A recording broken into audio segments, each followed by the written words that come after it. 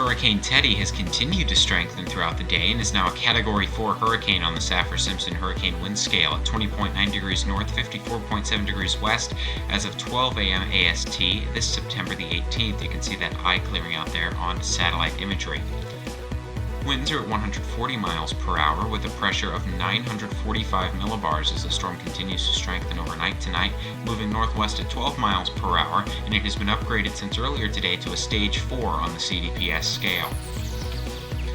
What's that mean? Well, we have a moderate wind threat with this storm, a low to moderate rainfall potential, storm size is getting into the significant category, and the overall threat to land is also getting into the significant category. But Stage 4 overall means extensive damage is possible with this storm. All interests in Bermuda should be keeping a close eye on this, and even Canada should start keeping an eye on this as they are now within the NHC's cone of uncertainty.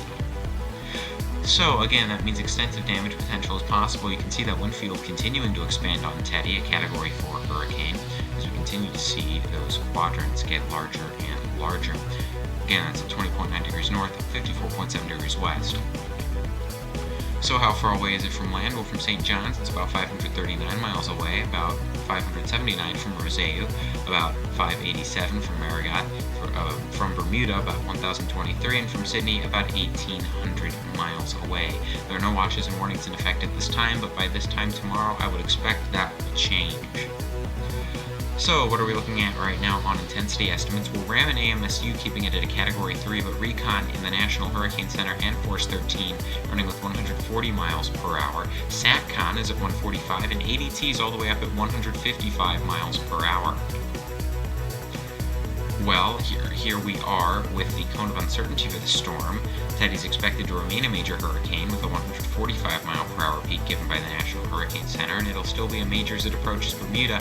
And as you can see, a hurricane landfall is possible in Canada in 5 days' time. The National Hurricane Center has noted in their discussion, though, that there is a possibility this is a post-tropical cyclone by that time.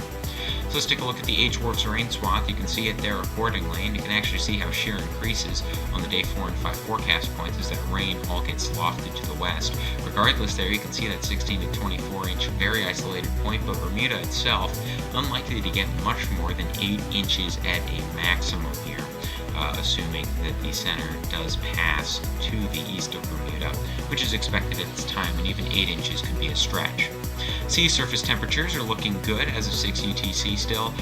We're seeing there that Category 4 sitting in 28 to 29 degrees Celsius waters, more than enough to sustain it for now. So what are the chances of tropical storm force winds? Well, for Bermuda, they're up to 80 to 90%, so tropical storm watches and warnings are possible, if not likely, over the next few days. You can see those tropical storm force wind probabilities really starting to extend up into Canada as well, with some 40 to 50 and even 50 to 60 contours getting dangerously close to the coast there.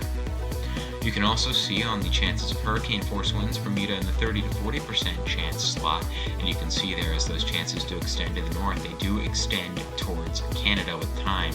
Definitely something of concern, to say the very least. Alright, well, let's take a look at the weather models. You can see there they are running behind, with Teddy being in Category 4, the LGEM being the closest, showing little strengthening, but the National Hurricane Center official forecast, as of this model diagnostic diagram, is showing a 150 mile per hour peak. Again, they have downgraded that to 145 in the most recent advisory. Why is that? Well, first of all, shear is expected to go up a little bit over the next day or so before it does become minimal on the 20th and 21st. That's going to be bad news when it comes to the possibility of strengthening. You'll see relative humidity is fine, and you can also see those sea surface temperatures are going to be just fine for strengthening as well, but overall conditions do remain favorable for strengthening over the next couple of days. This isn't good news for Bermuda nor Canada. Let's take a deeper dive at that satellite imagery. You can see it there, that eye really starting to clear out. It's quite ragged at this time, but we could see significant structural organization continue to occur. More recon flights will occur overnight tonight to assess intensity.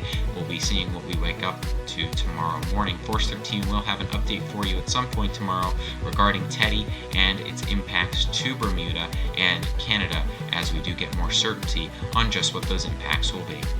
Alright, well, thank you so much for watching. Here are your outlets. You can follow our outlets. First of all, the website, force13.com, with new articles coming out all the time for your reading pleasure about all things weather. YouTube.com/force13 with our tropical weather bulletins, animations, and tropical updates. You can can also find us on Facebook with more information on those things. And then also on Twitter, we have the US branches and AU branches on there as well, but you can see the URL below. teespring.com/store/force13, that's where you can find things like the Smug Mug to buy. And finally, the Patreon. Patreon.com/force13, where you can support the project and help it become even better.